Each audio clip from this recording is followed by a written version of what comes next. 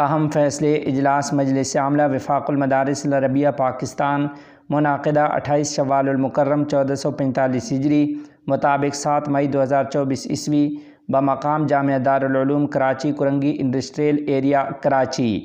نصاب تعلیم نمبر 1، دیوان حماسہ کے باب الحماسہ کو فی الحال برقرار رکھنے کا فیصلہ کیا۔ جامعۃ العلوم الاسلامیہ بنوری ٹاؤن کراچی کی جانب سے دیوان حماسہ کے مختلف ابواب سے منتخب کردہ اشعار کے مجموعہ پر نصاب کمیٹی غور کرے گی۔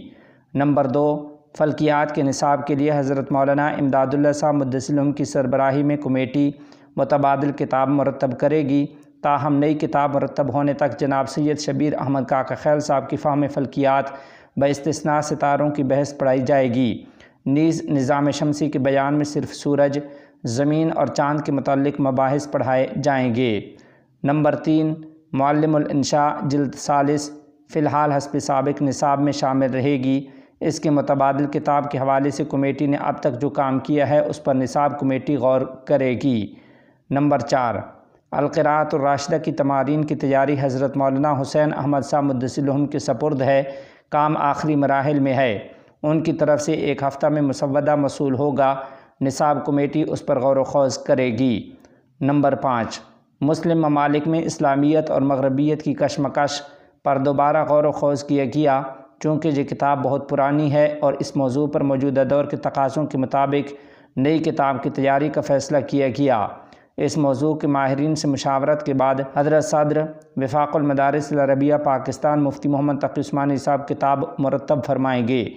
نمبر 6، وفاق کی طرف سے متوسطہ کے عصری نصاب تعلیم کی کتابوں کی تیاری پر کام تیزی سے جاری ہے، البتہ اس کی تکمیل تک حسب سابق صوبائی ٹیکسٹ بورڈ کی کتابیں پڑھائی جاتی رہیں۔ نمبر 7، ایسے مدارس کی فہرست مرتب کی جائے جنہوں نے کسی بھی درجہ میں سالانہ امتحان میں شرکت نہیں کی، فہرست متعلقہ مسئولین کو بھیجی جائے اور وہ اس عدم شرکت کی وجوہات معلوم کریں۔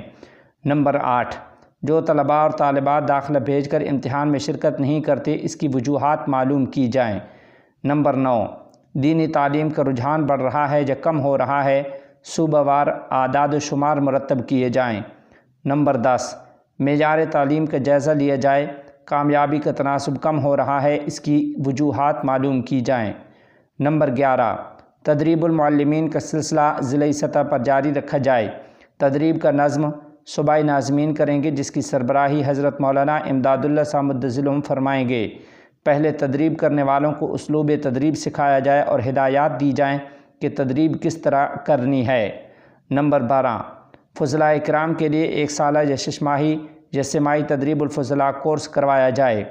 نمبر 13، وفاق کے تحت عوامی اجتماعات ہونے چاہئیں، محتممین کی رہنمائی کے لیے اہل مدارس کے اجتماعات بھی ہونے چاہئیں، صوبائی یا ضلعی سطح پر ان اجتماعات کے لیے مسئولین کوشش کریں، ان اجتماعات میں مرکزی قائدین بھی شرکت فرمائیں گے۔ نمبر 14، وفاق کے سالانہ امتحانات کو 2 مراحل میں تقسیم کرنے کی تجویز زیر غور آئی، یہ معاملہ امتحانی کمیٹی کی طرف پھیر دیا گیا۔ نیز درجہ حفظ و کتب کا معیار امتحان بلند کرنے کے بارے میں بھی امتحانی کمیٹی غور کرے گی۔